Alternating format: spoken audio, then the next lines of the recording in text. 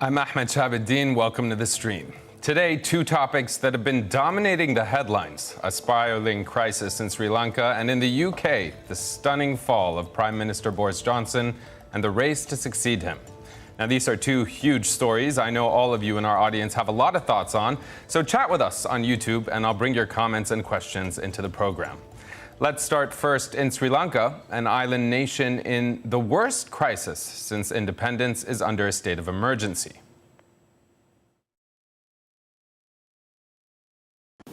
I've been informed by the president that since the president is out of the country, he has appointed Prime Minister Ranil Wickremesinghe under Clause 37(1) of the Constitution to carry out his duties.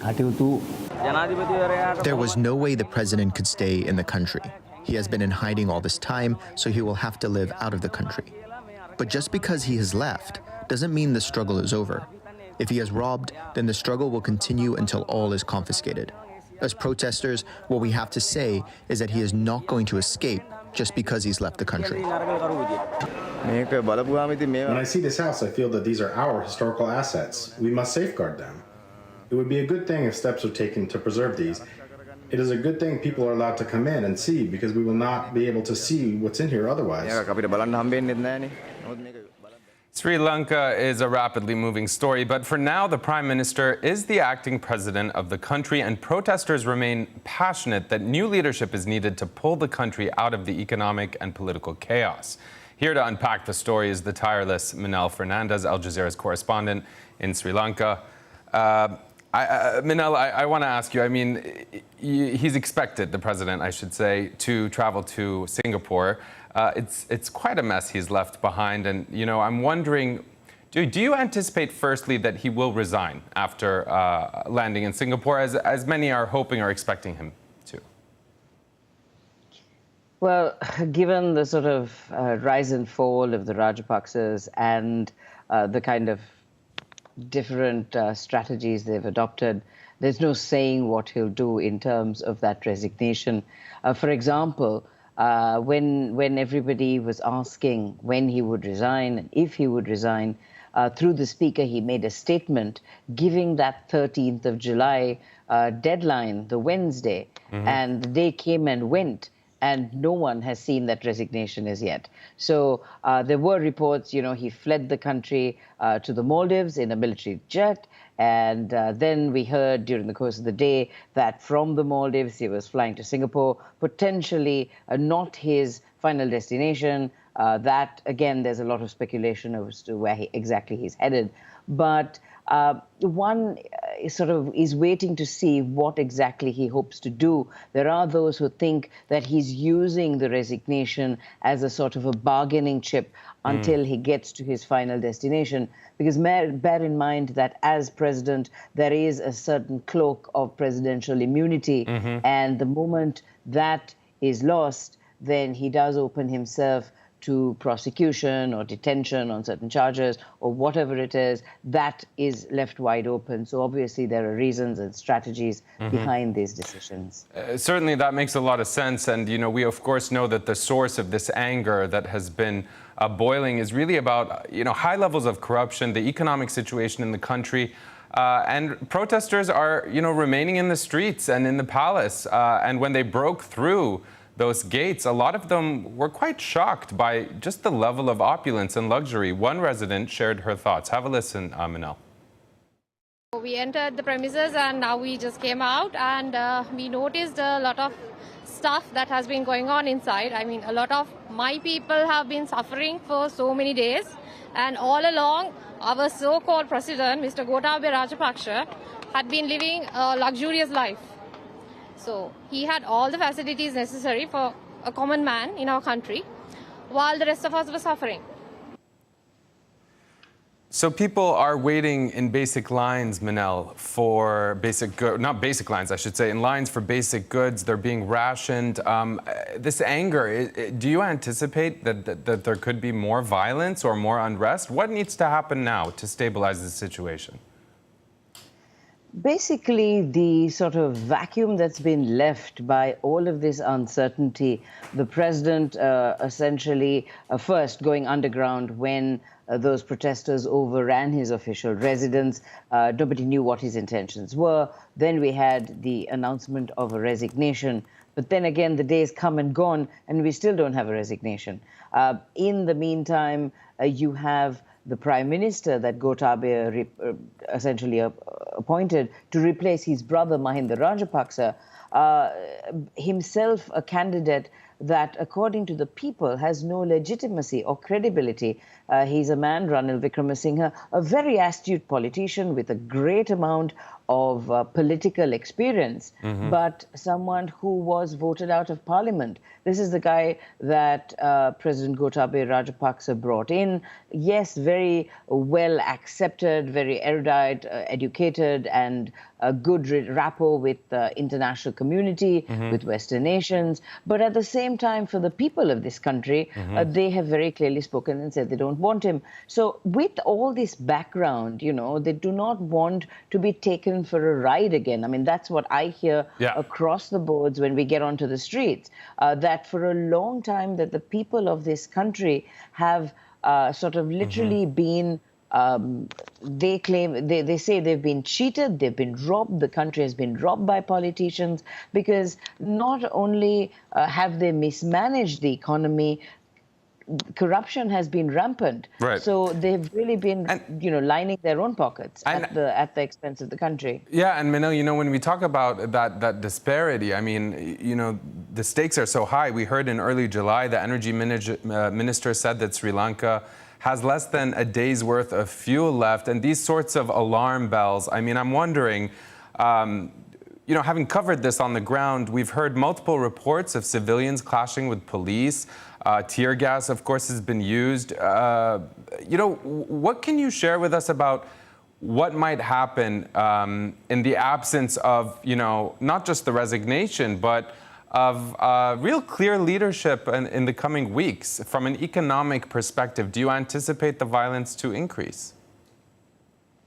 Well, one certainly hopes not, because to be really honest, when this campaign started, the Gota Go Home campaign, as they called it, which was very much a sort of a grassroots reaction to the country literally facing such a bad economic crisis, and President Gotabaya Rajapaksa was the sort of point man that was the target of all the anger at that stage. 3 months of you know, protests outside the presidential secretariat, the presidential office.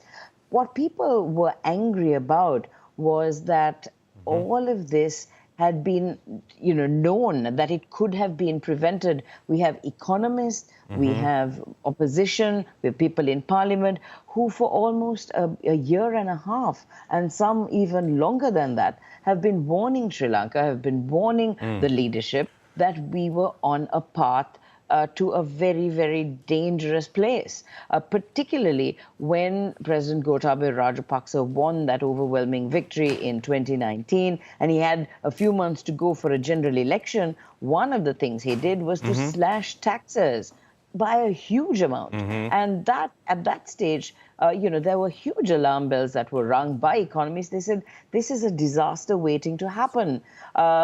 They didn't listen.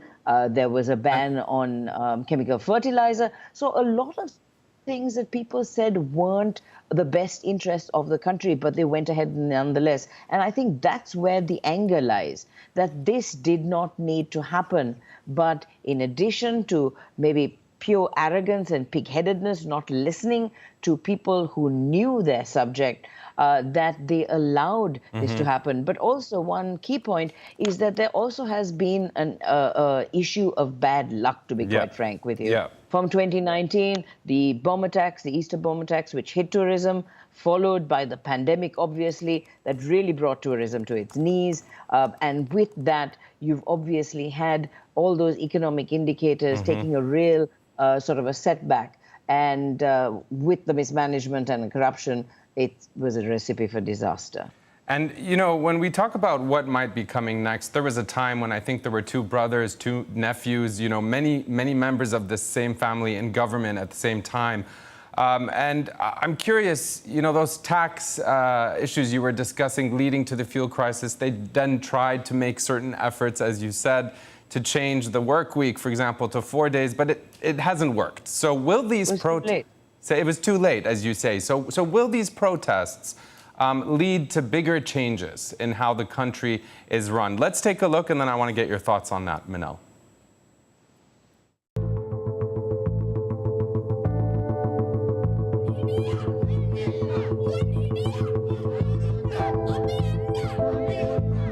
There's also been a call for abolishing the executive presidency, the concentration of so much power in one individual.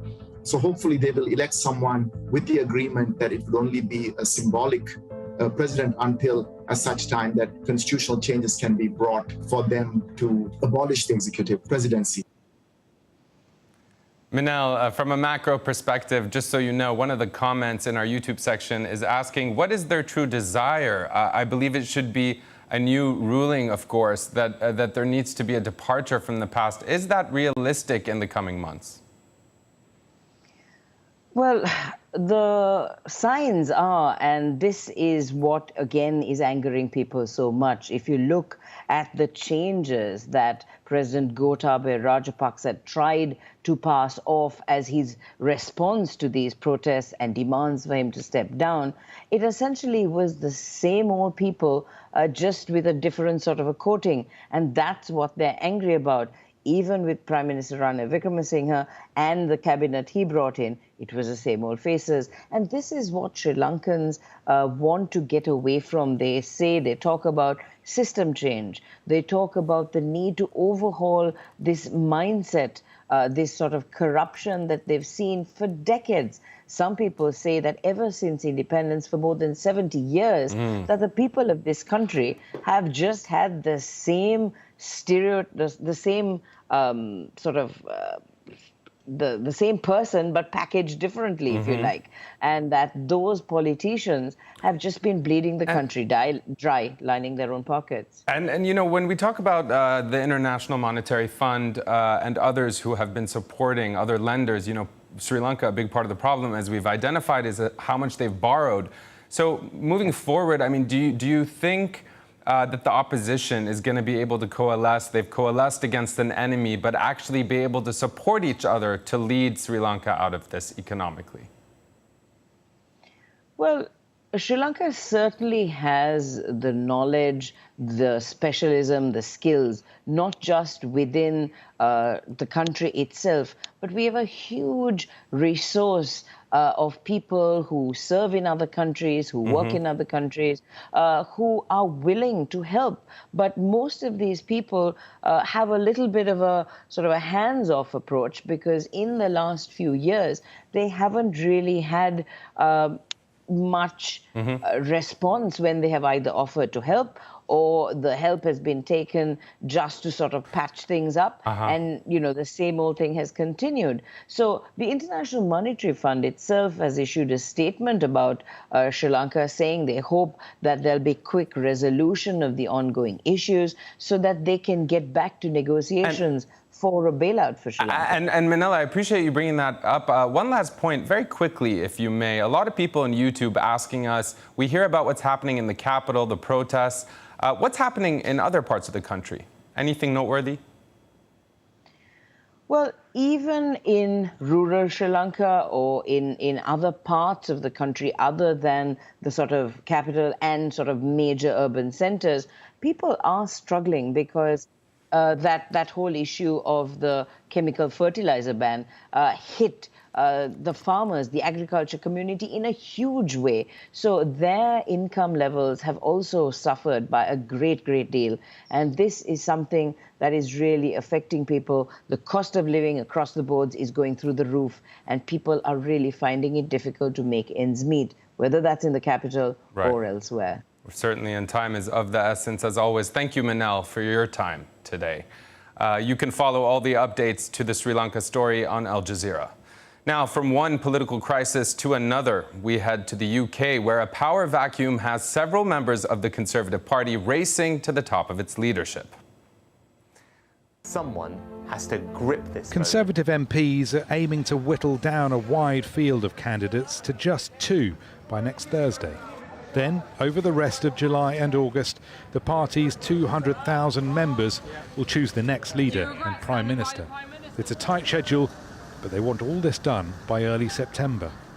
Well, I think it's a wide open race, and ultimately the Conservative Party are going to be worried about the blue-on-blue attacks. I think that doesn't look good to the wider electorate, so they're going to want to try and shorten that as much as they can. I think it looks like Rishi Sunak is the front-runner, and he is the man to catch. Lots to discuss today. We're joined by Kevin Craig. He is political communications specialist and a former Labour councillor. Kevin, thank you so much for being with us. I want to start by just kind of asking you the obvious question. The names are being dwindled down in terms of the contest for Tory leadership. What's the latest? It's a fast-moving story. It's a very fast-moving story, and today's been a historic day in British politics because we now have a reduced number of candidates. We have, to clarify, 6 candidates remaining, and I think realistically only 4 of those 6 have a chance of winning. Rishi Sunak is leading the way, but it's really historic, actually, because previously, and I've worked in and around politics for 25 years in this country, you always knew who was going to win a leadership contest, whether it's the Conservative Party or Labour. You knew, right? You knew with data. You do not know what's going to happen. And on Monday, this coming Monday in the UK, this final 6 candidates will be whittled down to 2, and then those 2 go to the 200,000 Conservative Party members who will be effectively deciding for the 65 million of the rest of us. And crazy times. And so we don't know what's going to happen, and you're saying that's different than times past. I'm curious, do we know who is leading? It seems amongst the politicians that Rishi Sunak is certainly the most popular, but perhaps amongst the public, that's not necessarily true. Who do you think, who would you put your money on?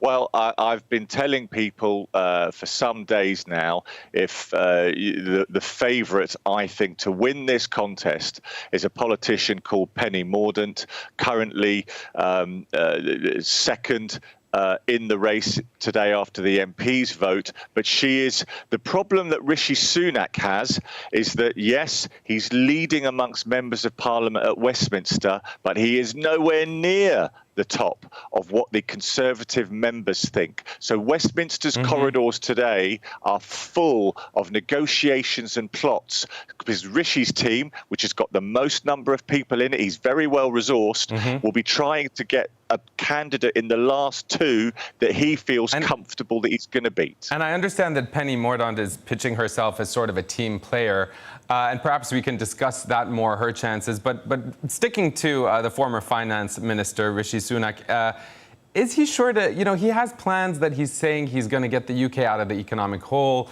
talking about taxes, but are British citizens ready or even able to be more patient as inflation continues to go up and costs are rising? I mean, let's listen to what he said, and I want to come back to you, Kevin.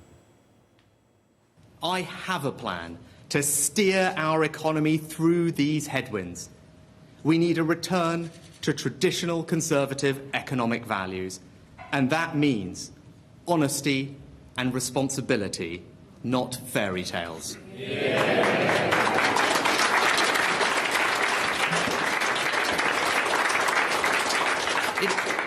It is not credible to promise lots more spending and lower taxes. I had to make some of the most difficult choices of my life as Chancellor, in particular how to deal with our debt and borrowing after COVID. I have never hidden away from those. I certainly won't pretend now the choices I made and the things I voted for were somehow not necessary. And whilst that may be politically inconvenient for me, it is also the truth. As is the fact that once we've gripped inflation, I will get the tax burden down. It is a question of when, not if.